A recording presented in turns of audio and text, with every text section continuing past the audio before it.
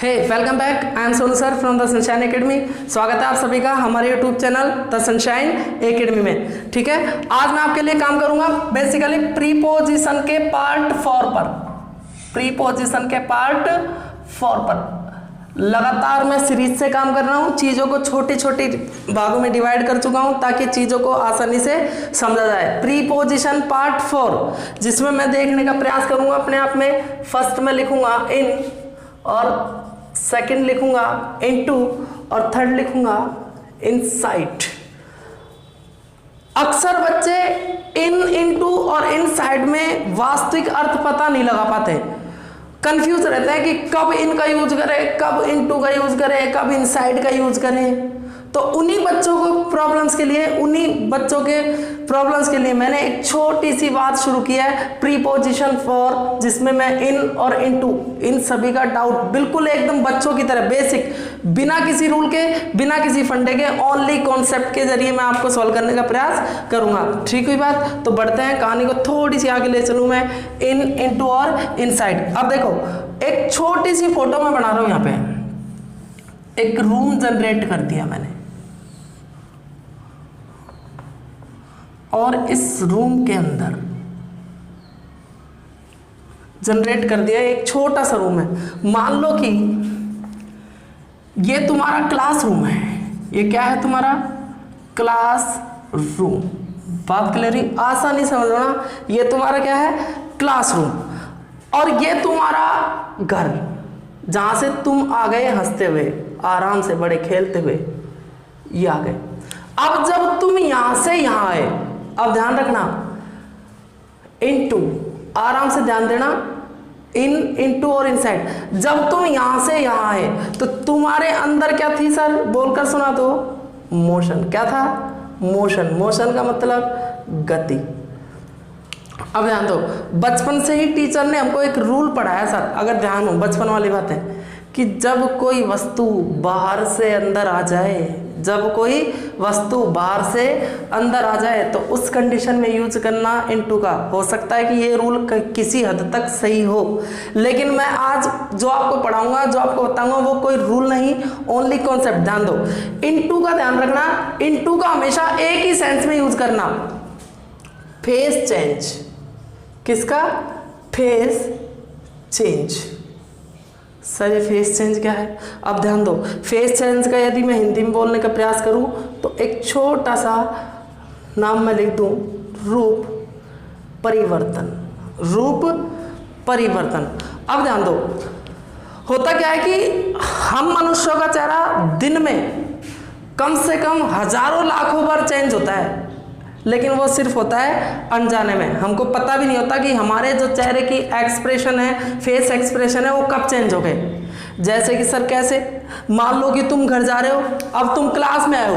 मानो कि तुम क्लास में आए हो और तुमको उम्मीद है टीचर मिलने की, कि हमारा क्लास टीचर मिलेगा। बड़ी खुशी से जा रहे हो कि आज तो क्लास टीचर मिलेंगे, हमको उम्मीद क्लास में, और कविता सुनाएंगे, ये करेंगे, वो करेंगे। तो बड़ी खुशी है तुम्हारे अंदर, एक्साइटमेंट है। लेकिन जैसे ही तुम यहाँ पहुंचे क्लास में, तो वहाँ क्लास टीचर नहीं था, वहाँ थे प्रिंसिपल। तो जैसे ही तुमने प्रिंसिपल को देखा तो तुमको पता भी नहीं, लेकिन तुम्हारा क्या हो गया? वहाँ पर फेस चेंज हो गया, तुम्हारे फेस एक्सप्रेशन चेंज हो गए, रूप परिवर्तन हो गया। और इसी रूप परिवर्तन के लिए हमेशा यूज करना किसका? इनटू का। बात क्लियर हुई? अब जैसे मान लो यहां से तुम यहां गए, और जैसे ही तुम अंदर घुसे, तो अंदर घुसते ही तुम्हारा फेस चेंज होता है। अब पता नहीं तुमको क्या एक्सपेक्टेशंस है, और वहां जाकर तुम्हें क्या मिल जाए, क्या दिख जाए, तुम्हें क्या ऐसा मिल जाए कि तुम्हारा फेस चेंज हो जाए, ऑटोमेटिक तुम्हारा फेस चेंज होगा।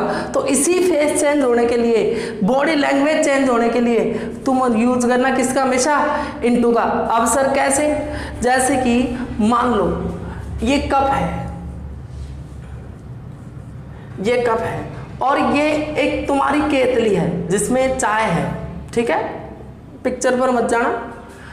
अब ये चाय इसमें गई अंदर। अब बताओ, पहले चाय का कलर, पहले चाय का फेस, पहले चाय की स्मेल अलग थी या नहीं, इसका टेम्परेचर अलग था या नहीं, लेकिन जैसे ही इस केतली से बाहर ये चाय इस कप में गिरी तो बताओ चाय का फेस चेंज हुआ या नहीं। अब बोलोगे सर चाय तो चाय ही रहती है, लेकिन यदि मैं उसमें देखने की बात करूं तो चाय का टेम्परेचर भी चेंज होता है, चाय की स्वीटनेस भी चेंज होती है, चाय की स्मेल भी चेंज होती है। तो इस तरह से ये बाहर से अंदर गई और इसका क्या हो गया, चाय का फेस चेंज यानी रूप परिवर्तन हो गया। तो इसी अर्थ में मैंने किसका यूज किया, इनटू का। जैसे मैंने लिखा, मान लो कि तुमने फ्रिज में एक बाउल रखा पानी से भरकर और दूसरे दिन सुबह देखा। अब बताओ जब फ्रीजर में तुम उस बाउल को रखोगे तो वो पानी रहेगा, बोलोगे सर नहीं, तो क्या बन जाता है वो, तो बोलोगे सर बर्फ बन गई। अब बताओ जब वो पानी से बर्फ बन गई तो बताओ फेस चेंज हुआ या नहीं, रूप परिवर्तन हुआ या नहीं, तो बोलो सर हाँ। तो इसी रूप परिवर्तन के लिए जैसे मैं एग्जांपल लिख सकूं, the water change into the ice। अब बताओ एग्जाम्पल राइट हुआ या नहीं कि पानी चेंज हो गया किसमें, आइस यानी बर्फ में। तो इस तरह से अब बताओ पानी का फेस चेंज हुआ या नहीं, रूप परिवर्तन हुआ या नहीं। तो इसी तरह से किसका यूज करना, इनटू का। अब जैसे और एग्जाम्पल डीप बात कर लो थोड़ी सी, जब पानी बाहर था, जब पानी बाहर था फ्रिज के बाहर, तो पानी का टेम्परेचर कुछ और था और जैसे ही पानी फ्रिज के अंदर गया तो उसके टेम्परेचर में क्या हुआ, चेंजिंग हुई, बदलाव हुआ। तो बताओ फेस चेंज हुआ या नहीं, रूप परिवर्तन हुआ या नहीं। तो इस तरह से काम करो किसका, इनटू का। जैसे मैंने लिखा, अब कोई वस्तु है, कोई व्यक्ति है, वो कुएं में अंदर जाएगा, तो बताओ बाहर जब वो था तो बड़ी हंसी खुशी का माहौल था, लेकिन जैसे ही वो कुएं में कूदा, जैसे ही वो पानी में गया, तो बताओ वो हंसी खुशी का माहौल चेंज हुआ या नहीं, उसके फेस एक्सप्रेशन चेंज हुए या नहीं, उसके अंदर डर का माहौल क्रिएट हुआ या नहीं।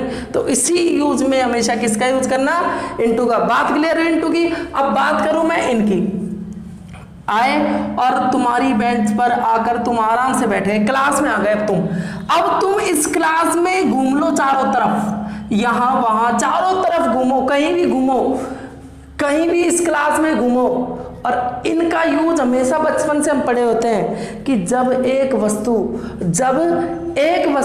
किसी दूसरी वस्तु के अंदर, अब देखो ये चाय इसके अंदर आ गई तो चाय बताओ कप के अंदर है या नहीं, तो इस स्थिति में किसका यूज करेंगे, सर बोलो इनका।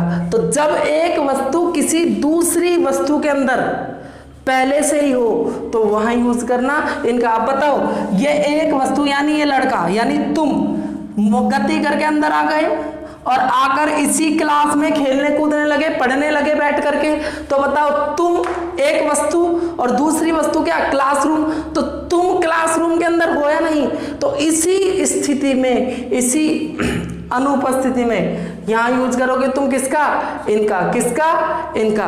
बात क्लियर हुई। अब देखो इनसाइड।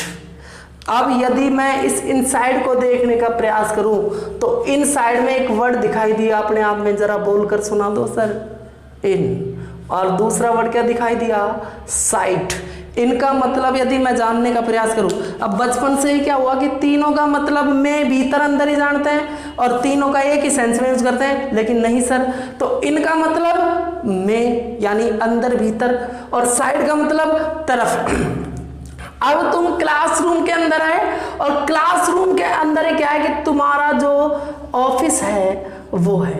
अब बताओ इस क्लासरूम में होकर के इसके रास्ता जा रहा है नहीं, इस क्लासरूम में होकर के इसका रास्ता जा रहा है नहीं, बोलो सर जा रहा है। तो अब बताओ ये जो ऑफिस है इसका जो डोर है वो कहाँ होकर है, क्लासरूम में होकर। तो ऑफिस बताओ क्लासरूम के भी अंदर है या नहीं।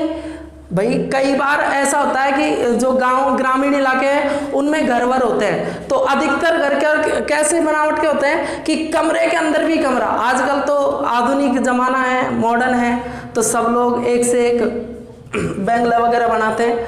तो बेसिकली अब क्या हुआ कि ये क्लासरूम के अंदर भी ऑफिस है। तो इसी स्थिति में जब कोई चीज किसी वस्तु के अंदर भी हो, जब कोई चीज किसी वस्तु के अंदर भी हो तो उसी कंडीशन में अब बताओ ऑफिस है जो क्लासरूम के भी अंदर है या नहीं, बोलो सर हाँ, तो इसी कंडीशन में यूज करना किसका, इनसाइड का। एग्जांपल के लिए मैं लिख दूं, यहां ध्यान देना थोड़ा सा, मैंने लिखा the office is inside the class room. The office is inside the class room. बात क्लियर हुई कि ऑफिस कहाँ है, इनसाइड। इनसाइड का मतलब अंदर और साइड का मतलब तरफ, यानी अंदर की तरफ है। किसके अंदर की तरफ, क्लासरूम के अंदर की तरफ। ठीक है, बात क्लियर हुई, नोट कर लो। अगर वीडियो पसंद आई हो तो लाइक करो, शेयर करो और ज्यादा से ज्यादा सब्सक्राइब करो।